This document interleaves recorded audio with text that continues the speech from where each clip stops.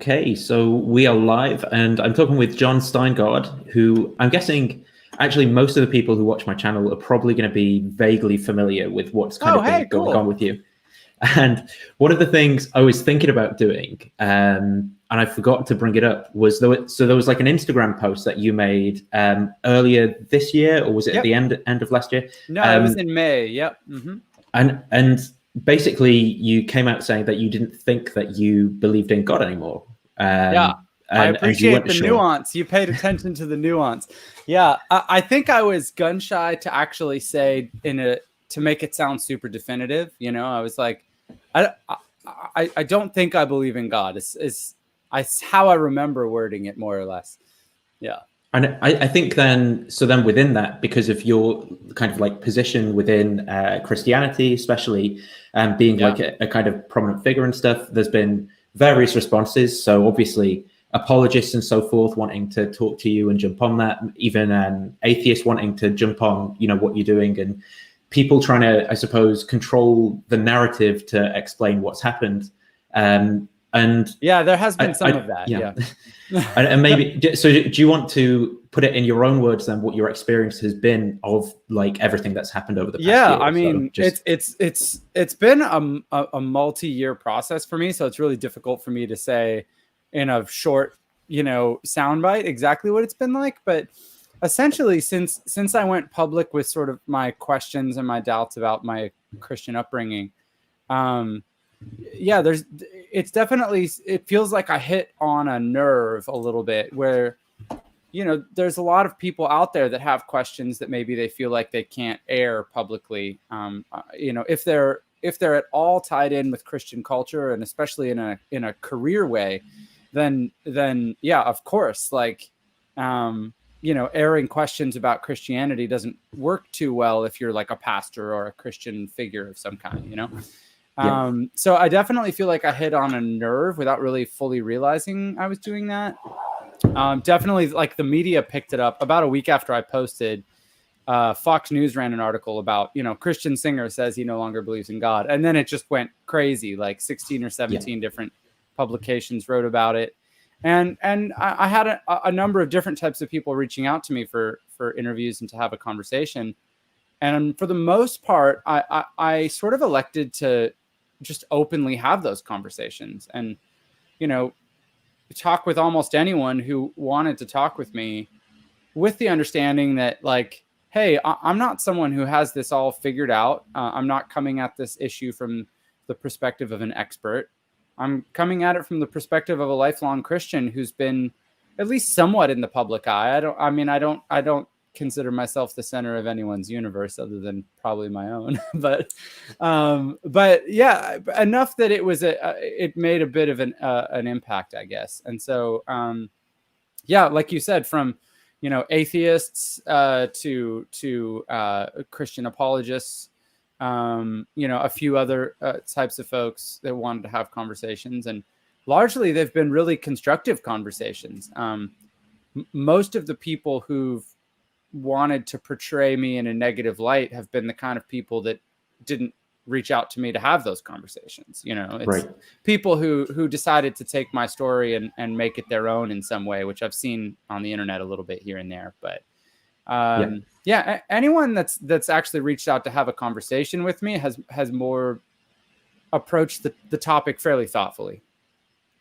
Do you think where you're at now then, is there like a category you'd want to put yourself in as regards like what you believe? Sure. Like what do you think you would? It depends on the day, man. It does. I think. Right. I get that. Yeah. Yeah. Like, I've had days where, a lot of the time I sort of feel like labels are a little bit unhelpful. Cause they're sort of shorthand, right? It's like, I want to get an idea of who you are and what you believe. So I ask you for the label. And once I have that label, it sort of puts me in a place where I'm like, well, I want that label so I can avoid doing the work of like really getting to know you, which like in some ways it sort of saves time, right? It's like, if your car needs to be fixed, you go to a mechanic, and that label of mechanic means like, hey, this is a guy that can help me fix my car. But in this case, sometimes those labels can sort of skip over a lot of nuances. But at the same time, I don't want to be like just difficult and refuse labels. So, I mean, at the moment, the technical definition of atheist is someone who lacks a belief in God. And, I think I probably qualify for that. So technically, I guess I would be considered an atheist. But when you say that word in conversation, it brings up all these, that word has as much baggage as the word Christian does, Right. So I don't find myself running to be associated with the baggage of either of those terms. But I think technically, I guess, and agnostic also is a term that technically agnostic has, digital gnosis. So the word gnosis, it means knowledge, right? So it's like, it has more to do with what you know rather than what you believe. And so there's two ways it could have gone though with me. It could really? Either be what the gnosis could either be there because maybe I know a bit of Greek and I'm using it like knowledge, or maybe I'm really into crystals. I could be into crystals though. And, I'm a Gnostic and, right. because there's a lot of that kind of stuff that goes on. Well, even in early, I've been studying early Christian history a lot recently. And even in, there's a group of early Christians known as the Gnostics that were considered heretics. But the label of Gnostic Christians, it was a very broad term that encapsulated a lot of various different sort of perspectives. But I think sometimes people use the term agnostic to be sort of like a nicer sounding word for someone who hasn't totally made up their mind. And I think I would say that I'm open, I'm open to the idea that God might be real. I'm not convinced at the moment. And the way I see it right now is that I'm willing to engage in a way, I guess, sort of surrender or submit to God, whatever God is really there, Right. And one of my big issues with Christianity and, theism and, faith in general is that I just don't feel like it's very definitive. Like there's no definitive, like, oh yes, this is definitely obviously God. Like so the problem of divine hiddenness is what it's often called philosophically. And that's probably my biggest hang up. It's like, well, if God is real, then why can't he be as obvious as something like gravity, Right. Like if we were to walk through like what that process looked like, as you kind of reflect on it, what, was there a point where you would say you were like 90% confident Christianity was true? And, what took you down like 5% or something? Was there like a specific thing that happened, or was it just general doubts? There was no one thing for me. I think that, I think, I don't know that I ever had confidence the way that we think about it now. I think it was just normal. It was my normal. Okay. Right. It was the sort of like accepted underlying reality that we all agreed on, myself and everyone I was a part of a community. So I just don't think I questioned it all that much. And my expression of faith, I think, was more just to do with the understanding that was just sort of the norm. It was only after I really started digging in further and thinking about it more deeply that I started going like, wait a minute, like, certain things would jump out at me. Like I would notice certain tendencies within Christian culture that I was sort of like, I don't know about that. One example, it's funny. I sort of like to think that this issue wasn't a big issue, but it keeps on coming up in these conversations. So maybe it was. One of the issues was when same-sex marriage was legalized here in the U.S. I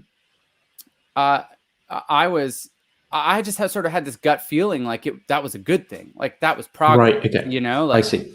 And I had friends that were gay and were in a, long-term relationships and the same way that my wife and I are, and wanted to be married legally, and were able to do that. And that felt like a good thing. But because of the culture I was in and the job I had within that culture as a Christian musician, like I just knew I couldn't celebrate that publicly. Yeah, I see.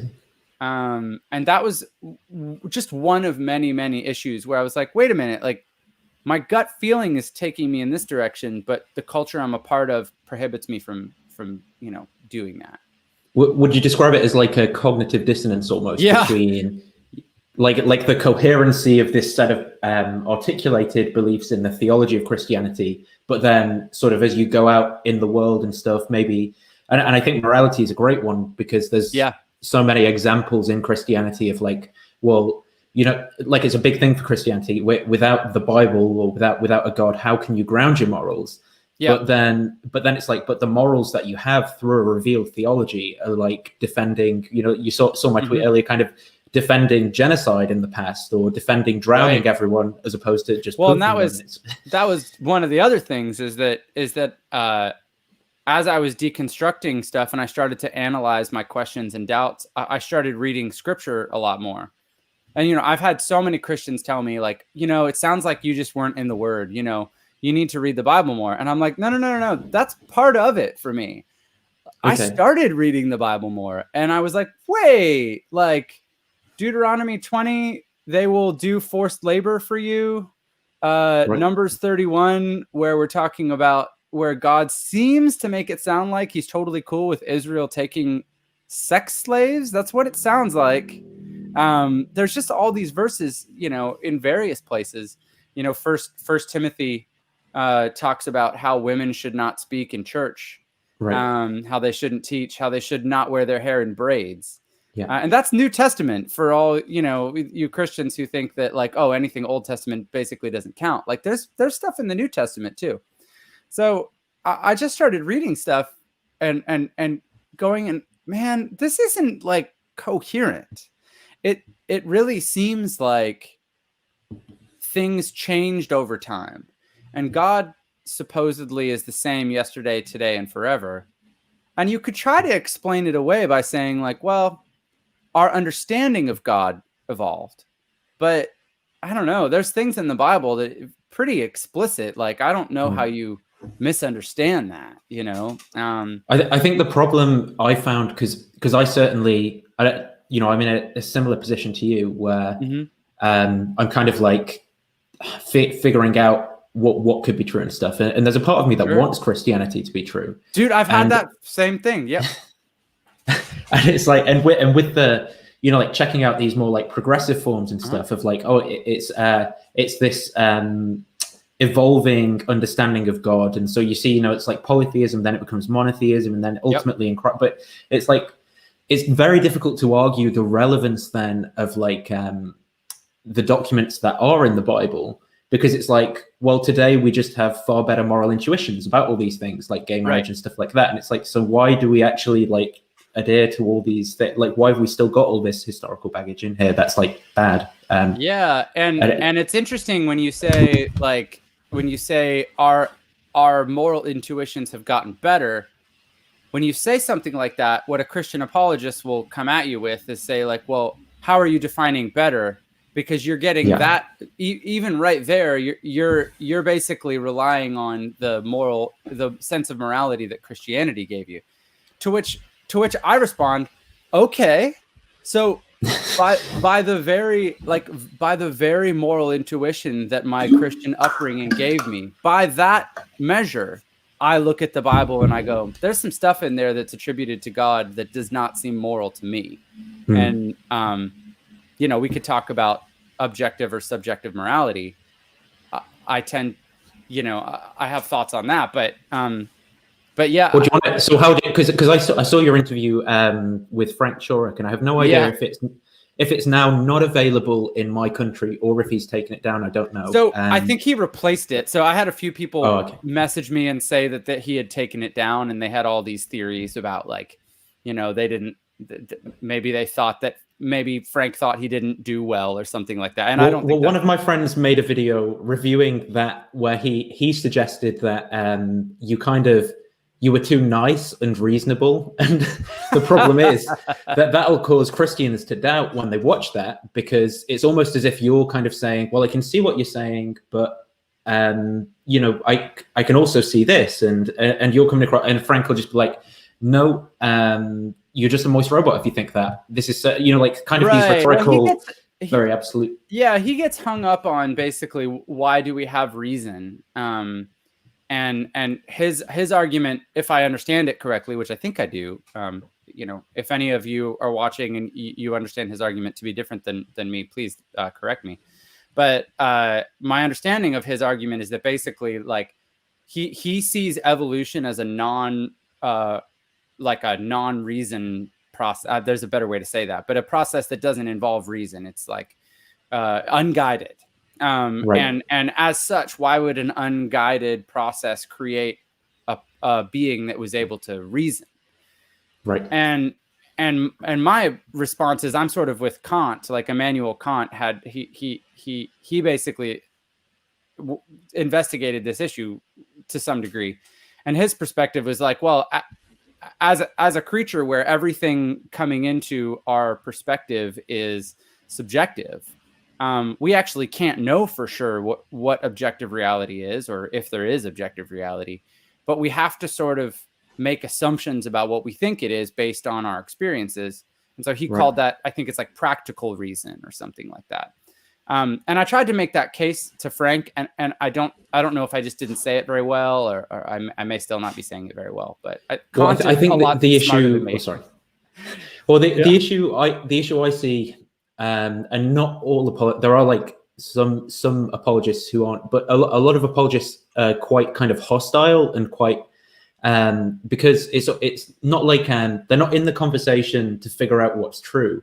They're in the conversation to defend conclusions. And so it becomes very difficult then to, because if you say something that deviates from what they say, it has to be twisted back into the narrative they're trying to, it's almost like a politician spin man or something like that. Well, and certainly Christian apologists are not the only people that have ever done this. Of course. I mean, one thing that's super intriguing to me is I've studied evolutionary psychology a little bit, just a tiny bit. And there's this book called The Social Leap, which I would really recommend, by this guy named William von Hippel. And he's an evolutionary psychologist. And one of the things he argues in the book is that our sense of logic and reason, it evolved not so much to understand the world around us, but to persuade people. And so persuasion is more central to our psychology than understanding. And so it sort of makes sense then when you see like debates or conversations where you can tell like people are not listening to each other. They're just waiting for their turn to try and persuade the other. And I think we see that a lot in conversations around things like religion. Yeah. And I think it's very, I mean, especially, so if I think about like you and your kind of process that you've gone through, it's especially difficult when people are invested like financially and stuff like that. And has it been more difficult for you because like, have you almost not been certain of what like your income's going to be, for example, or how as a result of this belief change? Right. So about 5 or 6 years ago, I started doing film work alongside music. Okay. And when I started doing that, I had this income stream that no longer required me to believe anything in particular. And it was when I was already deciding to step back from the band and do more film work. That's when that's when I started to feel more free to entertain these questions and doubts. Now, so, but I wasn't totally like still a lot of my clients are Christian organizations, Christian nonprofits, Christian music artists. So I still felt like I was risking something by being public. I've had some people sort of accuse me of basically, like lying for a long time, and then once I had my finances figured out, coming clean. But really, what it was for me is while I was steeped in Christian culture and working as a Christian musician, I don't even think I let myself entertain these questions and these doubts, because I don't feel like I could get on stage and sing songs about God if I knew for sure I didn't mean them. And so when I had even the slightest hint of a question or a doubt, I think on some level I would just be like, no. Like, I don't even want to go there, you know? Right. So, yeah, it was really once I started doing film work more and music less that a lot of these things really bubbled to the surface, you know? Yeah. No, I think that like when I talk to some people and they say sign up to like a statement of faith or teach in a Christian university, it does.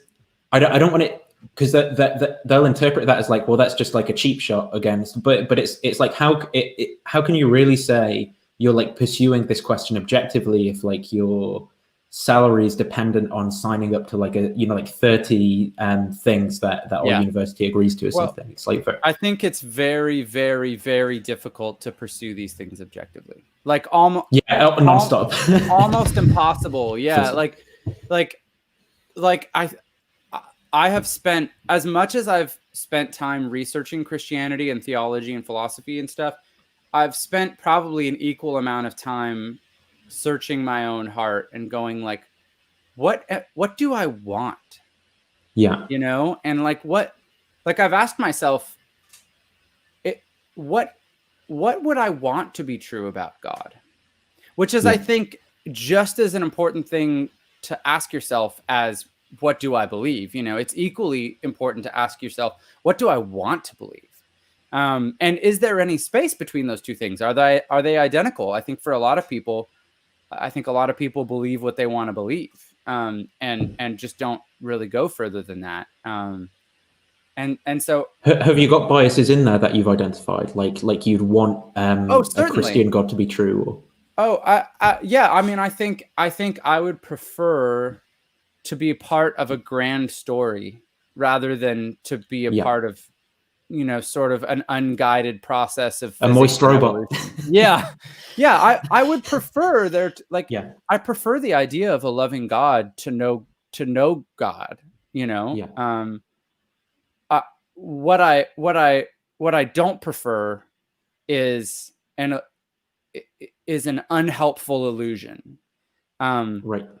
One of the things I've been mulling over is, are there aspects of Christianity that are essentially helpful illusions? And I haven't gotten to the bottom of that one yet, but you know, like one of the things that I find interesting in the work of Jordan Peterson, for instance, if you're familiar with him. Yeah, he was what got me into Christianity when he was getting popular. Really? Yeah. I mean, that's exactly what people like Sam Harris worry about. But one of the things I find interesting about him is he doesn't say he's a Christian. Most people wouldn't consider him one, I don't think. But he finds great value in the Bible and the biblical stories. And one of the things that he points out, I think accurately, is that if you're going to build a morality on something, stories like the ones you find in Christianity, they have more motivational power than plain facts do, you know? So like, you know, like you could make an argument to, say you've got like a teenager, you know, you could make an argument to a teenager, you know, about morality and say like, oh, well, you know, like it's better to be kind to other people because of X, Y, and Z that are facts, or you can tell them a story. And sometimes the story just has a stickiness about it. And the Bible is full of incredible stories. Yeah. And so in that sense, like, I think the Bible and Christianity is onto something, you know? Yeah, I do agree. I think when I was, when I've been thinking about that kind of question, it's like this idea though of like, is Christianity special to me? Like, you know, like, is the story of Christianity special in an objective way, or do I like think it's special because of my biases, or perhaps even perhaps even just because by chance it happens to be the historical context I've grown up in is so influenced by Christianity. Yes. Or, you know, like does the Lion King, say, equally do that thing well? Or is the Lion King good because it participates in that Christian stuff? Like, and all these things are intertwined, and it... Yeah, well, have you had any thoughts on... Yeah, so Carl Jung is a psychologist that, if you've studied Jordan Peterson at all, you've probably heard him talk about Carl Jung. And Jung had this idea of the archetype, which is that there's certain stories and certain themes and stories that are so universal that they reach down into our psyches, into these ancient places that existed before we had language, before we had rationality, before even, potentially before we were like conscious in the way that we are conscious now. Yeah. You know, these like archetypes. An articulated, yeah. Yeah. And Jordan Peterson makes the argument that in a lot of areas of life, action comes first and articulated thought comes second. So it's like, wolves sort of act out a sense of morality when they have these male battles where the weaker male will submit to the stronger male by showing his neck, and the stronger male will decide not to rip the weaker male's throat out. And you could say like, oh, he's figured out that he might need that weaker male at some point, but they're just acting something out, and they haven't yet developed the ability to articulate why. Right. But that's like the beginning of an ethic, and I think human beings, we had that same process. I think that I do believe largely in the theory of evolution, which is something that as a Christian I wasn't sure about. But as I studied it, I was like, oh, this is definitely real. And so, I look at things like morality and our sense of reason, and I see evidence that they grew over time. Yeah. But it seems to me though, like almost for you, and whatever is left of Christianity in your thinking and stuff is like it's tied to action and being. Like it's not so much about like metaphysics. It's not about like what can we say about the transcendent world of angels and demons and the mind of God and so forth. But I would argue, and I know especially evangelical Christians will disagree, but that seems almost in a way more Christian as you look at that transformation, towards what Jesus seems to be doing. And, obviously I don't believe in inspiration with it, but it seems like as I read the Bible as a human story that's had this great influence on humanity and stuff, I see this Jesus character come along and criticize the kind of religions of the day and talk about like living and sharing and affirming life and stuff like that. And I think that seems to be what I think the Sermon on the Mount is remarkable. I think there's so much stuff in that passage that is, to some degree it seems a little banal to us because we're so used to hearing some of these ideas. Blessed are the poor in spirit, blessed are the meek, for they'll inherit the earth.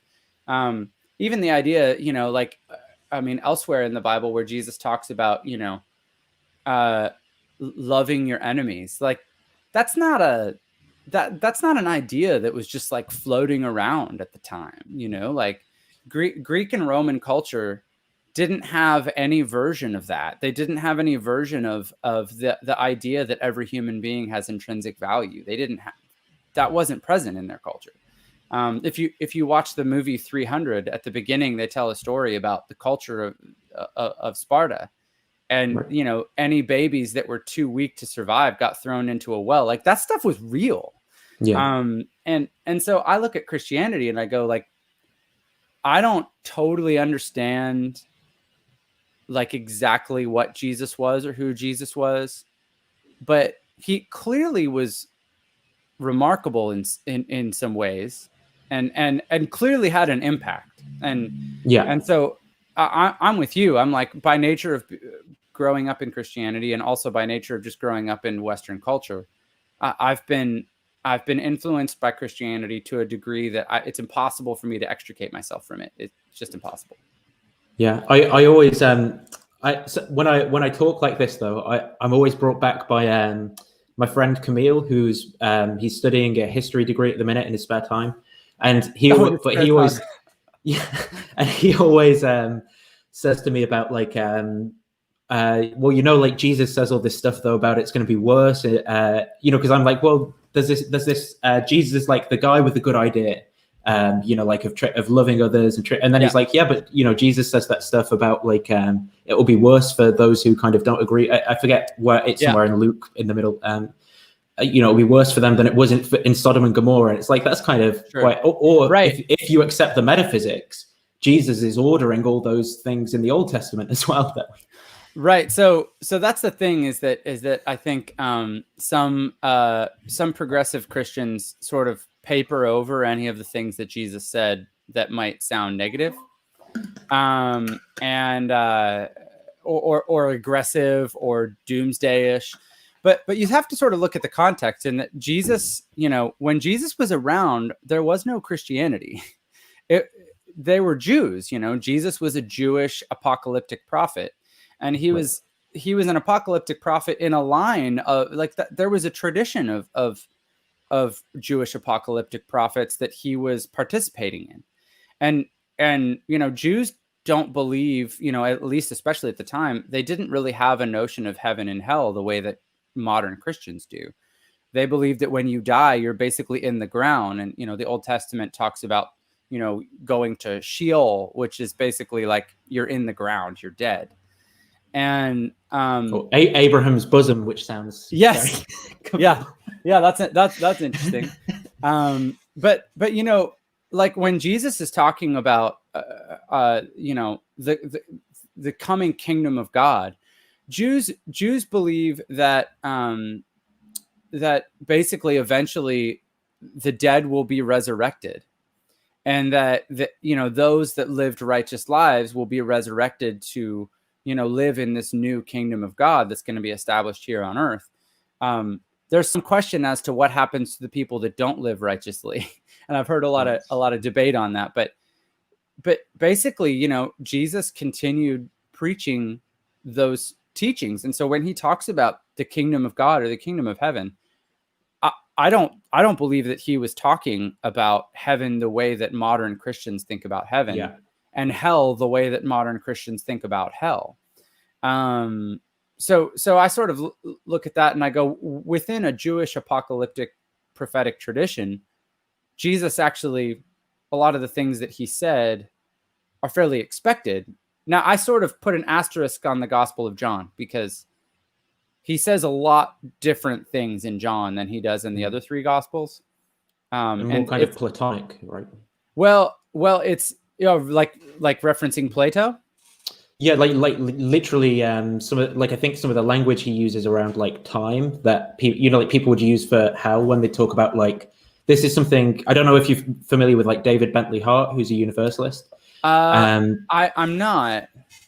But he recently released a book called That All Shall Be Saved, basically about why Universalism is what's supported in the Bible. Okay. He supports it with a lot of the early church fathers like Origen and Gregory of Nyssa. But well, and Origen was a Universalist, yeah. And then but yeah, basically he argues that in John, a lot of the Platonic language that's being used is like when it's translated into English and people say like, oh, they'll be in for eternity, for example, suffering. It's like it doesn't quite translate that way, like the way that aeon is being used, and there's a context to that word which is against the background of Platonic metaphysics. It's like different ideas of time and stuff, and it's like so this is like a time of cleansing or something. Like maybe that's what hell is. If this isn't me saying I think this exists or anything, but the author at least seems to be thinking that there's like a period of purging and cleansing, but it's not like a permanent thing. It's like a Well, I'm intrigued by the Gospels in so many ways. I mean, it's interesting to me that Mark, the first Gospel, is the most. It's the one that scholars agree was the first one written, and it's sort of the most humble in its portrayal of the story. You don't have the virgin birth. There's sort of two endings to Mark. There's the longer ending is not in a lot of the earlier manuscripts. a lot of the manuscripts, the early ones, they end with the women at the tomb meeting this young man in shining robes. And he says, Jesus is risen. He's not here. Go tell the disciples. But then it says the women didn't tell anyone. And then it just ends. So that's the earliest gospel. And then you have Matthew and Luke that added the virgin birth and a bunch of other details. And then you have John, in which like Jesus speaks completely differently. The tone is way more theological, and you can see the development of the Christology. Yeah. And so I look at that and I go, well, this is human. Yeah. Yeah. Yeah, I agree with that. Like completely. But one thing I also want to ask you about, to kind of pivot topics a little bit as well, was going back to ethics and morality. Mm-hmm. I don't know if SJ is still here in the chat. SJ is a Christian apologist, and she was saying, without Christian theism specifically, there's no grounding, and atheism leads to nihilism and all that. What are your thoughts on ethics without Christian theism, or maybe on the grounding of those ethics and stuff like that? And I've thought about the objections. I've thought about that a lot, and I've definitely spent a bunch of time thinking about subjective versus objective morality, and for a period of time, I was sort of thinking, I think morality is totally subjective, and I think that there are objective. So first off, to start off, when you say words like good or bad, those are sort of non-religious terms, and then you have like good and evil, which is evil is a sort of more religious way of saying really bad, or knowingly bad. Those words don't mean anything unless you have a goal in mind, right? So the example I like to use is like if someone says, is a car better than a horse? Well, if all you care about is getting from A to B quickly and easily, then yes, a car is better than a horse. But if you're doing a Civil War reenactment, a horse is better than a car. So that's a silly example, but it's an example of like, you have to have a goal in mind in order to consider morality, to have those words mean anything, good and bad. Okay. So the way I feel about this is that Christians and theists in general, basically, they ground their morality in what God says is right and wrong. So they're saying like, oh, it's good to do things that God commands. It's bad to do things that God doesn't command. And I just tend to root my sense of morality in human flourishing. Now, I know that they think that I can't do that. But I would go like, hey, maybe morality is subjective, but if you root it in something like what's best for human beings, then at least it works, and it's like, it might be subjective, but you can act as if it's objective if enough people agree on it. And then I would sort of look at the world and I would go like, people have very different ideas about morality in the world. And, I would look at that and I would say, I know Christians believe, theists would tend to say, well, that just means that they don't have, their understanding of morality varies, but objective morality still exists. And I would say like, I don't know, like, there's a strong case to be made that morality is just completely subjective. Now, if we can agree that morality is grounded in what's best for human beings, if we all agree on that, then I would say like, now we have something to work with, like, because people like to use the example of like Auschwitz. If morality is subjective, then the person killing people at Auschwitz is just as moral as you are. To which I would say like, well, if we all agree on humans flourishing as the goal, then no, if he thinks that that's going to help humans flourishing, then he's wrong, and we should probably have a discussion about that. Yeah, I think the other thing for the person who is saying that, you know, it's based on God, and if it's subjective, then, you know, we can't act on it or something like that. Or if it's subjective, then, you know, why not just go around killing people or whatever? It would be like that problem of access, like the Kantian stuff you were talking around before, about before. Well, even if it's subjective or objective, we only have the way it sort of appears to us. You know, it seems like there are situations and things where, you know, like if someone was just dropping a baby or something in front of me, I'd just be like, that's really bad. I'd want to intervene. And I can't see how sort of God solves that problem, unless maybe if there was like a booming voice that appeared in my head or something. I was like, yeah. That's how I feel too. I'm like, okay, if God appeared to everyone on their 18th birthday, it like unequivocally like, hey, what's up? I'm God. I created the universe. I created you. Here's some like rules, and I'd like you to follow them. And here's what's going to happen if you do follow them. And here's what's going to happen if you don't. If that was how it was, then I think we could say like, oh yeah, we'd all pretty much agree on what the rules are. But you know, if you want to have these rules set by a tradition that follows a book that was written a few thousand years ago, oh, and one of the issues that doesn't seem to be immoral at all is slavery, then I have questions, you know? Yeah. And Christian apologists will say, oh, you know, well, God has written the moral law onto our hearts. And people that don't recognize that are just wrong. And I'm like, well, I mean, no one's moral intuition is exactly alike.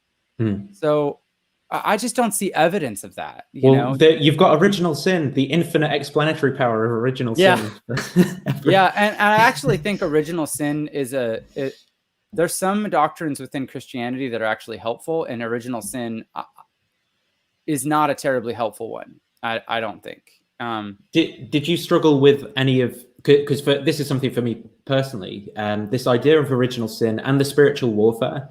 I've really struggled engaging with the world, with like normal non-Christian people. Like even whenever stuff happens, I'll be like, oh, you know, like maybe Christianity is true, and everyone's just opposed to God, and it's spiritual warfare. Like I that's in my head somewhere. I can't like get it out. And is that something you struggled with? Am I just completely crazy and you're normal?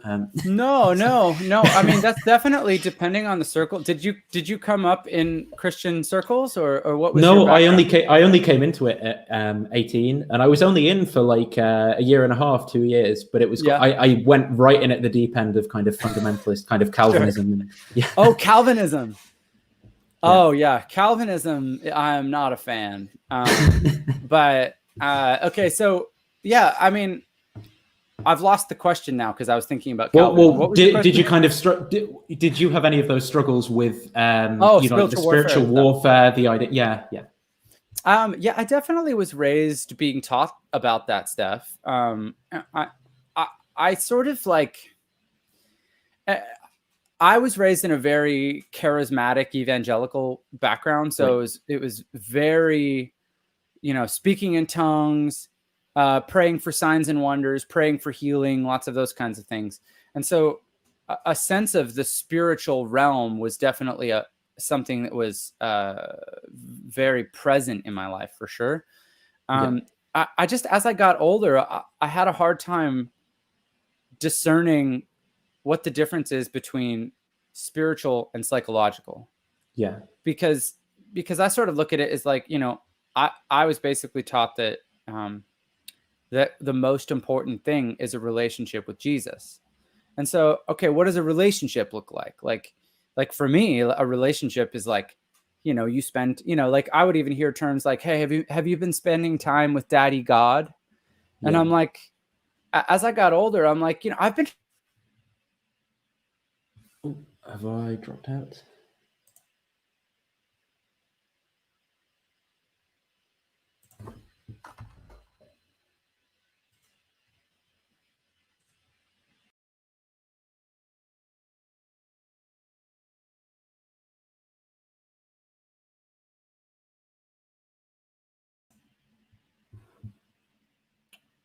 I don't know if I dropped out or if Jon dropped out.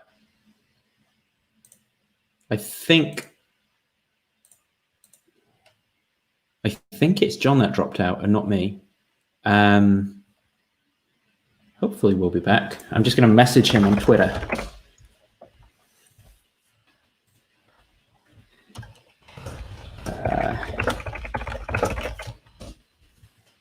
An act of divine providence. Yeah, Jon's gone, but he will be back.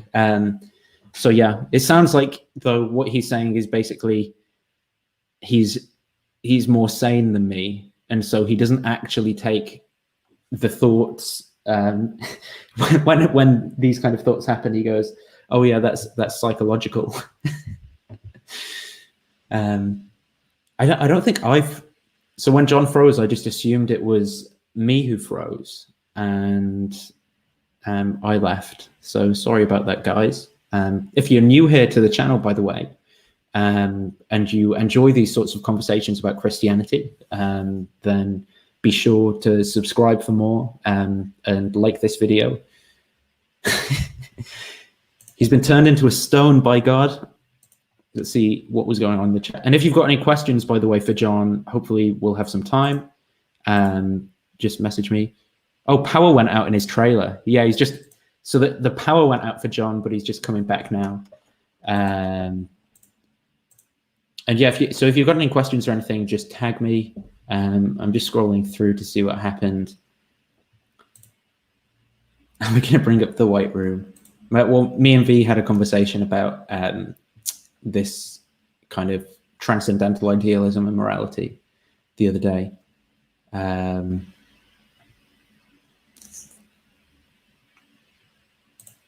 The idea of heaven and hell mostly influenced by Zoroastrianism.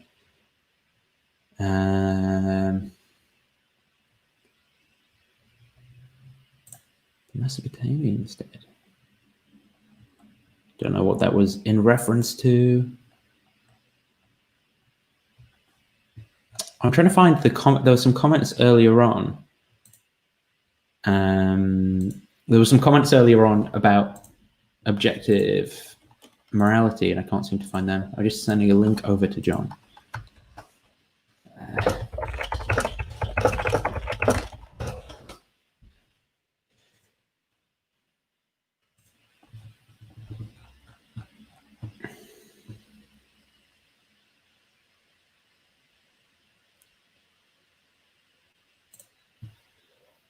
What is the best and worst argument you've been presented with during this new period of your life to bring you back to faith?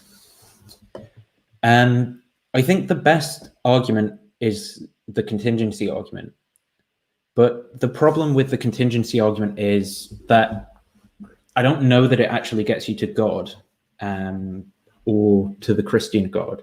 But that's definitely the best argument. It's just that it doesn't really conclude a God. The worst argument has got to be like, so, you know, some of the conversations I've had with more conservative, you know, like Smokey Saint and stuff like that. Hi, Jon, you're back. Hey, I'm back. Sorry about that. We just got this this Airstream trailer, and it's 90 degrees out right now, and we're still figuring out exactly what the best way is to run the AC. So I see. I'm sorry if it's a little bit noisier than it was. Oh, don't worry about it. Yeah, it's barely audible for me. But, oh, fantastic. Okay. Well, I interrupted. You were talking though, so you go ahead. Well, I was just taking some questions while we were waiting. Someone said, what was the best argument I've been presented with to bring me back to faith? I said the best for me was the contingency argument, and some of the worst have come from I've had some horrible conversations with people where they've just been trying to like gaslight me emotionally and or shout at me about how like evolution isn't real and like moths were glued to trees and stuff. And they've just been horrible conversations, like presuppositionless. Oh, Jon's frozen again. Oh no. I'll carry on until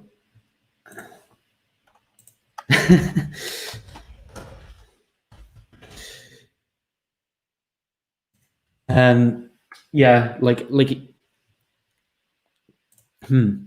if you could, this is a great question, Camille. Thank you for this. I will ask Jon this. For me personally, no. But yeah, but I'll definitely ask him that question. I don't want to kick him.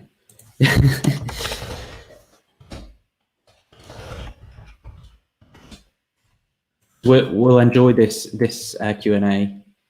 Also, by the way, guys, this Sunday, Camille is going to be on with James Fodor, and we're going to be looking at Capturing Christianity's 3-hour argument for the resurrection. Oh, I'm all out of focus now as well. So I tell you what, the problem with this channel is the quality's terrible, the content's terrible, but you're all here for my charismatic personality and all the fun that brings.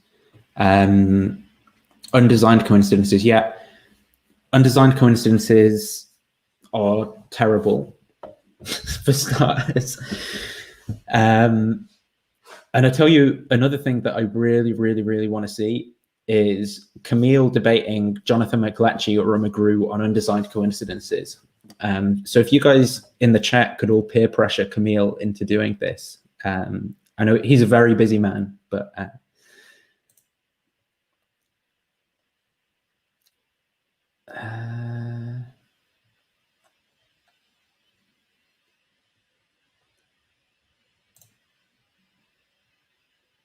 it's interesting that that's a skill a lot of Christians should be having. I was just watching before this a Pine Creek video where, God, please focus me again. This is what happens when you annoy Yahweh.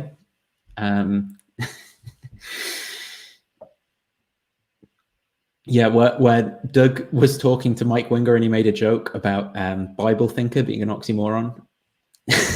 Yeah, and that made me laugh quite a lot.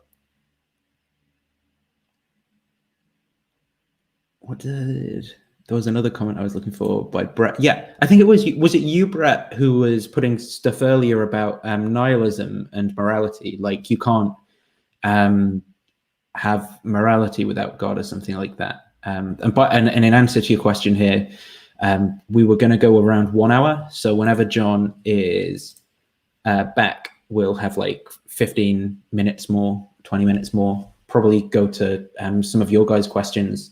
I think Camille's question is absolutely great. I need to ask him if he's watched Doug's review of the Frank Chorek interview as well.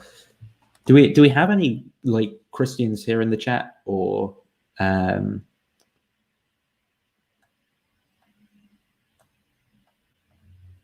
is it mostly people who kind of know what's up?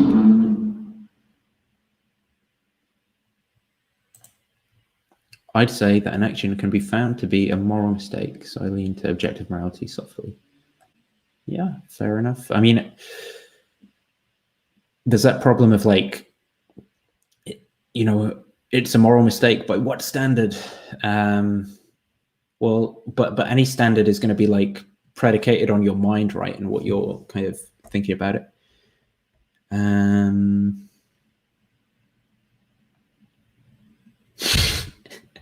That was something I said, I think.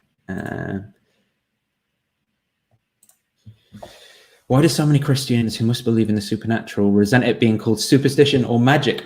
I think this one, for me, is similar to a lot of the apologetic stuff anyway. You know, like where if you talk about apologetics not being like a real degree or something like that, it's like, no, we're serious academic thinkers. You know, like the people who believe this stuff are serious academic thinkers when it comes to the arguments for God and the historicity of the resurrection and stuff like that. And I think it's because I think part of the cognitive dissonance that's going on is that like it kind of feels silly. And so if you use those words, it's going to make them feel that way. Jon is back. Sorry. It's all right. Don't worry about it. I'm on any AC now, so it's already hot in here, and it's just going to keep on. It's just going to look like you're grilling me. So, yeah. So I guess there were some questions from the chat that came in during that time. The one I was answering when it worked out was the best and worst arguments since. Do you want to give that one a go for yourself? Like, what's been the best and worst kind of arguments you've come across? Sure. Yeah, I think that one of the better, and this is, I know this is so subjective because like different people feel drawn to different arguments. I find the argument from intelligent design and the fine tuning argument, I sort of, as far as arguments for God, I find those probably the most powerful. As someone who's studied evolution a lot, like I really believe in evolution, but I have no idea, and we have no idea how that got started. Right. And I think in the future, one of the most powerful arguments could potentially be the argument from consciousness. But those are sort of intellectual sort of approaches. On a really experiential level, honestly, I feel like the most compelling reason to be a Christian and to believe in God is because it provides you with a built-in sense of meaning, purpose, and direction. And people that walk away from Christianity, like myself, often go through a very difficult time of trying to reorient themselves. I mean, I spent most of last year in therapy a lot, because I really wrestled with depression. I'm like, well, if God's not real, like, how does anything mean anything? Yeah. And is this like, do you think that's something that is because you've been taught this and taught to think this way almost? Or do you think that's, are you going, well, maybe actually this is because there is this real thing to it? Because like if you went and participated in Christianity now, would it take care of those needs or whatever for you? Or is the dissonance? I don't think it would now because it's like once you've been unplugged from the matrix, it's like you can't go back, like I've contemplated the idea, like, is Christianity at its base essentially untrue but helpful to believe? And even if that were true, it wouldn't work for me, because it's like once you're out, you can't ever look at it the same way again. Yeah. Like you'd be lying to yourself to act a certain way. You'd know that you were so I can't do that. I feel like the best thing that I can do is figure out how I can orient my life in a way that's healthy by my own definition. And for me, that means, like what's best for me in the present and the future, what's best for my family, what's best for my community. And I do notice that the more I orient my energy towards other people and participating in things that maybe alleviate suffering for other people or help other people in some way, the more that I can do that, the more meaning I feel in my life. And I think Christianity taps into that, like it's more blessed to give than receive. I think there's so many things like that within Christianity that are touching on something deeply, deeply true. Now, I don't think Christianity can own that idea, because I think that idea was true before Christianity was a thing.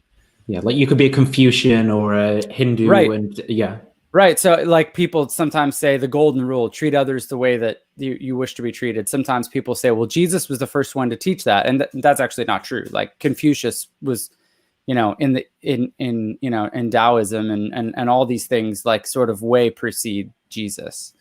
But I not to sound like a panentheist, but I do think that all religions are getting at something. I don't think that they're all true. Like I'm not like one of those all religions are true. Like, no, there's enough conflict between them that they can't all be like actually right.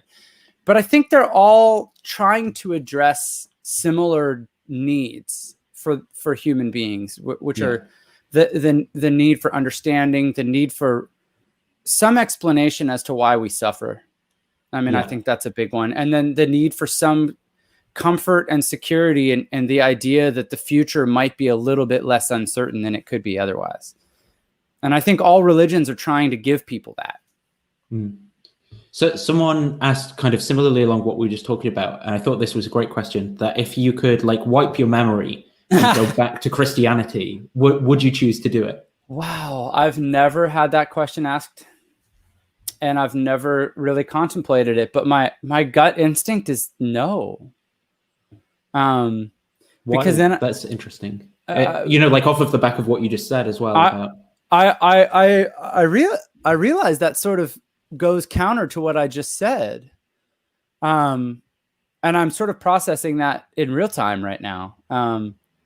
Because truth is more important, or I don't like what do you think it? Because it seems like there's some element of something like, but maybe so, yeah, like that, or maybe it's the understanding that I'm an inquisitive person by nature, and I would end up right back here anyways.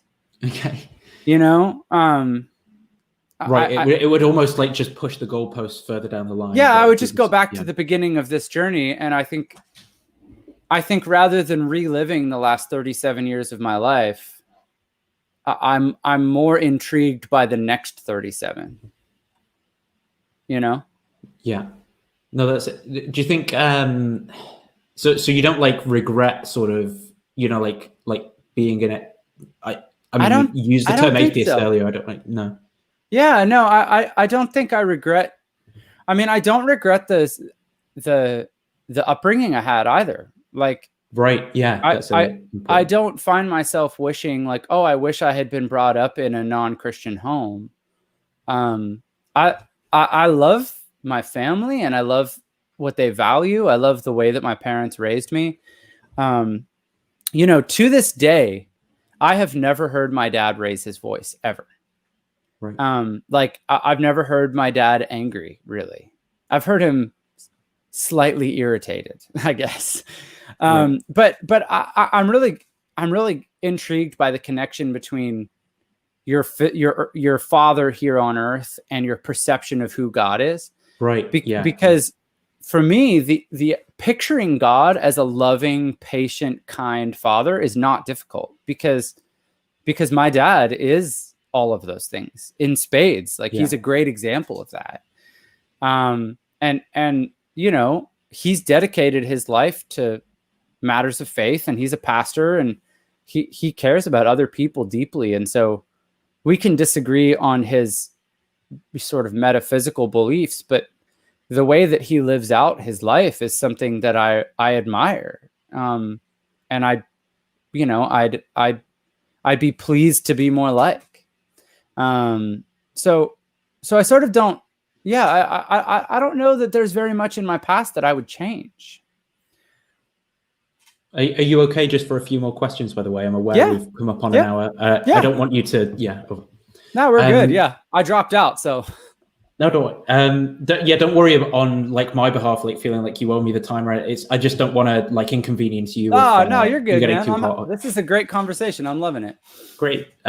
So this question then, I've seen all your interviews. You seem like a cool dude. What do you think of all the criticism you've gotten from loving Christians, in quotes? Well, that's interesting. I feel like the majority of people, the vast majority of people that know me personally or engage with me in conversations like these have been very kind to me.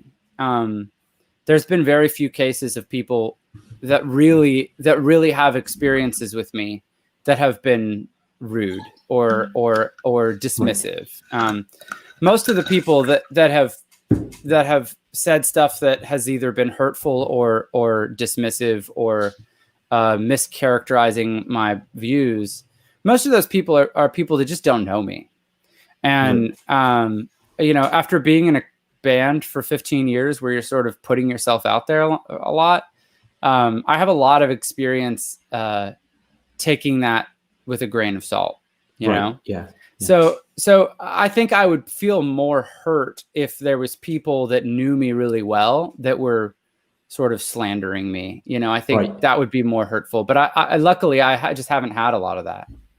And that seems almost connected to that true thing again, because then it's like if they knew you, then it'd be like a more true belief that like there was a character flaw, and it's like there's this good thing. I mean, a lot of the common things that have been leveled at me by people that don't know me are things like, you know, oh, you were never a believer, you never believed. I've heard, which is the, you know, like it's like, well, you didn't know me, so your opinion of me before you heard about me on the internet, it just doesn't mean anything to me, man. Like, you know, the people that know me know that I did believe. Because I sort of go like, well, I thought I believed, you know, like how much belief is belief? Like, you know, if you think you believe, and do you believe? And like, well, this is a great question to throw back, right? Because the Bible says that God sends people powerful delusions. And so how can you know the difference between having a real, authentic relationship or... Well, here's something to chew on. I've sort of come to the realization that the best indicator of your beliefs are not anything that you say. It's the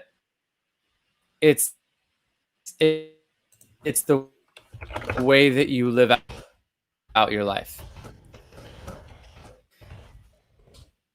And I don't know if you're breaking up. I hope this stream is still. Are you? I can still hear you. It's kind of broken up. I'm getting a little jumpy. Yeah, you get it. It's kind of jittery and broken up. But I can still hear you. I have no idea if I'm talking to past Jon though, because of the jitteriness, or live Jon. Oh.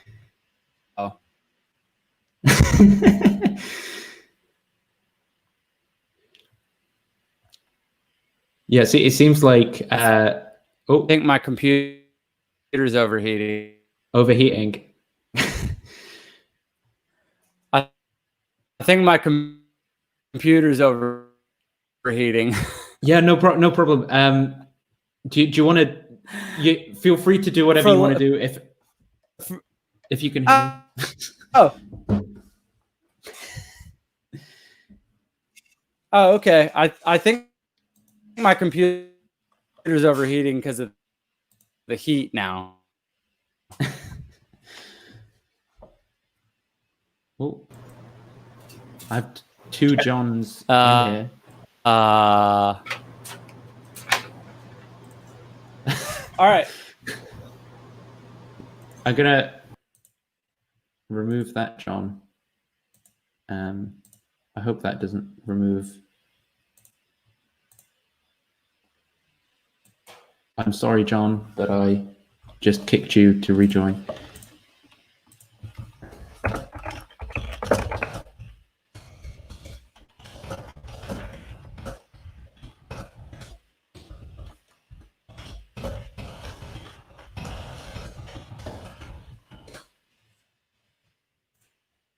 Just sent him a message saying, try rejoining when you cool down.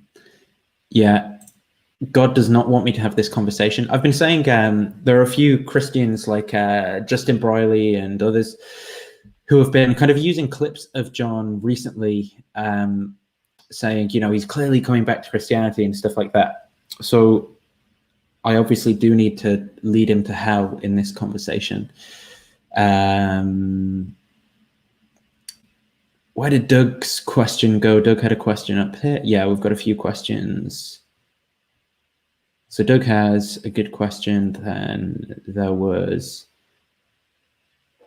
obviously all predicated on him.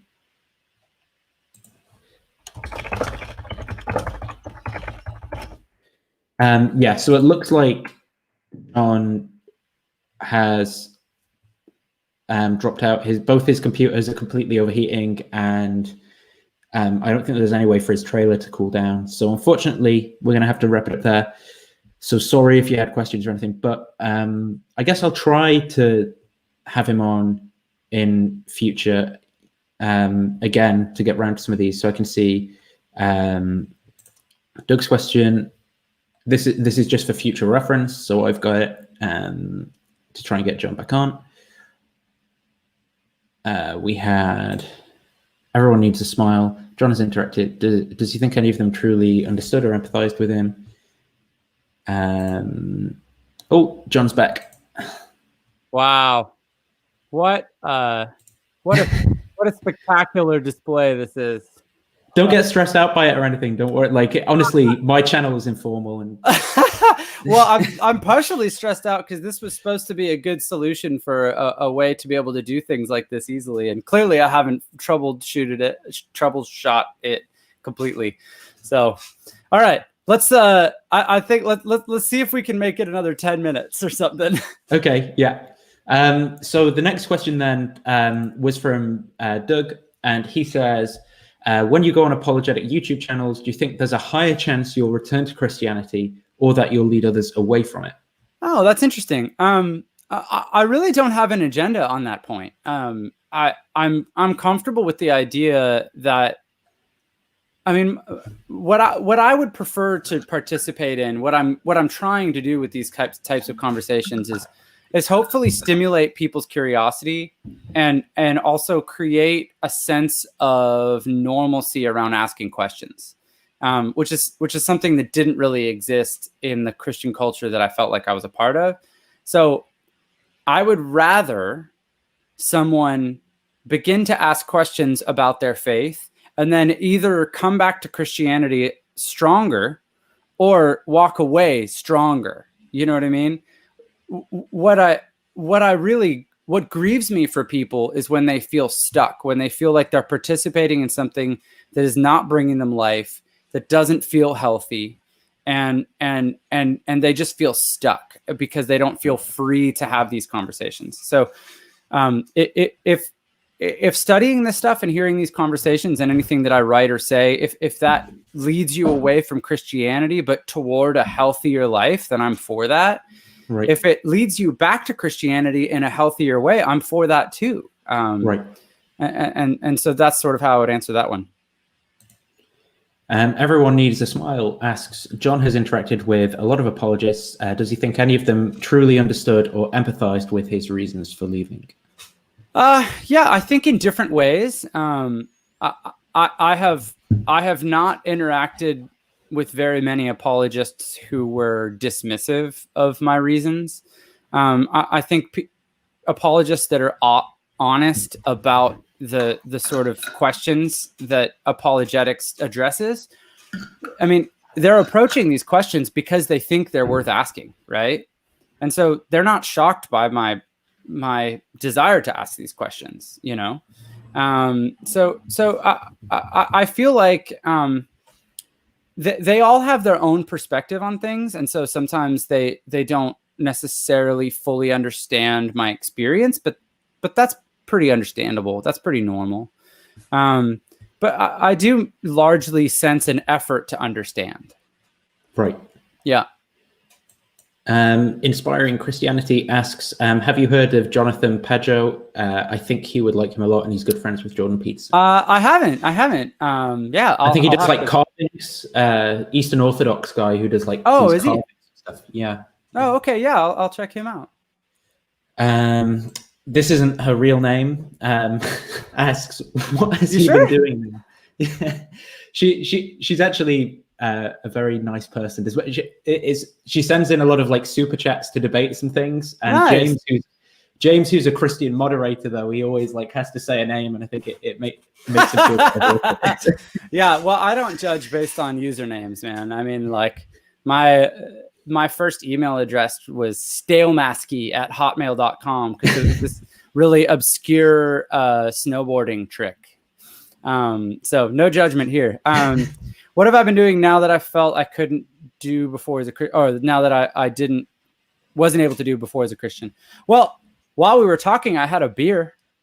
Right. Couldn't you have done that before in your kind of No, gosh, no. Really? I think in Christian circles, alcohol has become more accepted.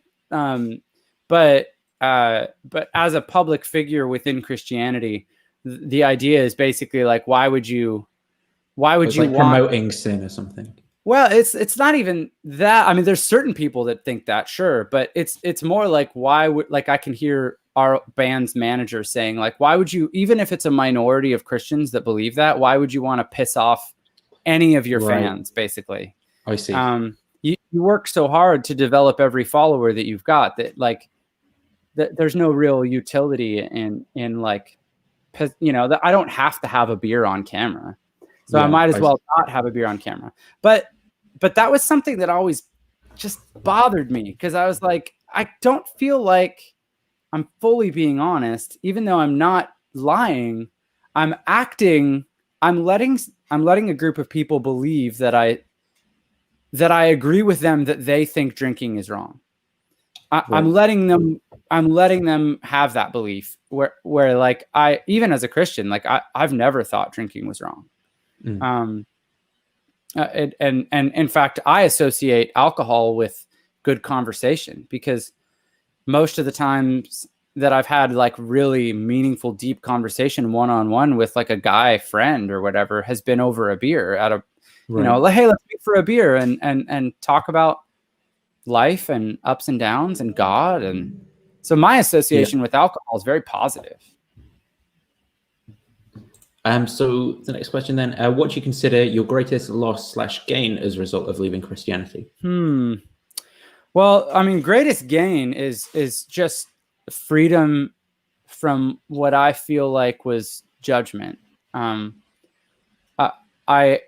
just felt like I was always, and this is partially because I was sort of in the public sphere to some degree. So it's a little bit unfair to apply this to everyone, probably, but for me, my experience was that I always felt like I had, every time I posted anything on Instagram or social media of any kind, I always had to be like, okay, like, is everyone going to be cool with this, or are people going to say something, you know, like, I don't think like that anymore at all. I'm just like, I am who I am. I swore in a podcast. I don't swear a ton, but like, I swore in a podcast a couple months ago, and I noticed, I was like, oh, I meant that, and I don't regret, you know, I said, I just think I said bullshit or something. It wasn't even like a bad swear. But yeah, I mean, there's just, I don't have to run my life through all these filters of what everyone else is going to think of me quite so much. And that's really freeing. Probably the greatest loss is a sense of certainty. I really used to be certain that, you know, God had a plan for my life. He has a plan for my children's lives, and that no matter what happens, he'll provide. And now I sort of am like, well, I don't know that I can count on that. So, you know, we just have to do the best with what we have. So it's a little bit, life feels a little bit more uncertain, and sort of losing belief in the afterlife is a loss too. Like I don't think really that any of us know what lies on the other side of death. And I think there's a good chance that it's just nothing. Like, I mean, I don't know, but I think it's totally reasonable to think that, like, I don't remember anything from before I was born. I wasn't conscious before I was born. Perhaps I just returned to that state. And so the idea of sort of living forever, in some sort of paradise, I mean, that sounds good. And so not having that is a loss, you know? So someone has a question about one of your interviews that you did on Unbelievable as well. Yeah. I don't know exactly. It's around. I saw it on the screen a second ago. It's Amy or Ewing and Justin Barley. Yep. Mm-hmm. He was saying you say something around 34:22. Let me just see. It's only about 20 seconds apparently. Sure. let me just see what it is. I've not vetted this, so I hope it's That's nothing fine. terrible. No, I remember that conversation. It was good. For Christian morality, the idea of not being cruel to someone else just wasn't around. That the desire to not be cruel is a sort of heritage of theistic, Christian. I see. Yeah, I think that's what he's referring to. Mm-hmm. I don't know. I think he's saying then later in the interview you agree with her. Is that something? I don't know. Is that something you strongly sort of agree with, or do you think there's more to it than that? So I do. I've thought about that interview because I was in a weird place when we had that conversation. I had been sort of struggling with the public nature of what I've been doing all year, talking about this stuff publicly. Okay. And I had sort of been in a place that week where I was wondering if there were things about Christianity. Like I was trying to understand how hard it is to extricate myself from Christianity. I was beginning to understand that at that point. And so when she says that basically my sense of morality is sort of a Christian sense of morality, I think I probably did agree at the time. And I was going like, yeah, I think I did get my sense of morality from Christianity. And I'm not sure exactly what I said after she spoke, but what I feel about that now is that I still think that my sense of morality is very Christian. Yeah. But I think it's that Christianity is getting at something that existed before Christianity. Right. And there's an evolutionary aspect to it where, I really do think that when you study evolution and the ideas of altruism, that it's very much about if you're, human beings are a part of a social group and have been for millions of years. We're very social, Homo sapiens are incredibly social. And if we're a part of a group and we act altruistically towards other members of that group, the whole group benefits. And that's an evolutionary benefit that exists on a group level. And so that's the beginning of an ethic. And like we've already talked about, it's like, I think that stuff was acted out before it was articulated. And I think Christianity is one of the ways that people over time have made an effort to articulate why they act this out, Right. So that's sort of the more nuanced version of the answer to that for me. So I think if we wrap it up around here with one last question then, and it's a really difficult one for you, where Brian is asking, what's the best beer you've had? All right. Okay. I have to come clean here. During my 20s, I was a total beer snob. I even brewed beer one time. I tried all kinds of different beers. I really, really love beers. My favorite beer of all time is this Belgian beer called Westmalle Triple. And it's a triple, and it's Belgian, and it's like something like 9%. So you really only want to have one of them, and it's spectacular. But if I'm totally coming clean, now that I live in Southern California now, it's hot. And on a hot day, you do not want a thick, heavy Belgian beer. You want, like, at least I do. I want like a light beer, like a Coors Light or a Corona or something like that, which is decidedly not very it's not very beer snobby of me. But that's my perspective now. I'm 37. I'm not trying to prove anything to anyone. I'm fine with a Coors Light. Yeah. Unfortunate branding for Corona in the current year as well. Yeah, no kidding, right? I'm waiting for them to do some sort of a marketing campaign where like there's been enough time since coronavirus, and they're like, okay, we can joke about it now, mark my words, I'm predicting that will happen at some point. Right. So if we wrap it up there, and thank you for giving me some extra time as well. I really of appreciate course, it. Yeah. And if you're new here, by the way, we're having these sorts of conversations pretty often. So subscribe if you want to. Don't feel compelled by me telling you, but it helps. I just want to get to 1,000 subscribers with the channel, and then I will stop saying it. That's awesome. And yeah, thanks for coming on, Jon. I really appreciate it. Thanks for having me, man. Really appreciate it. Great. I'll end the stream now.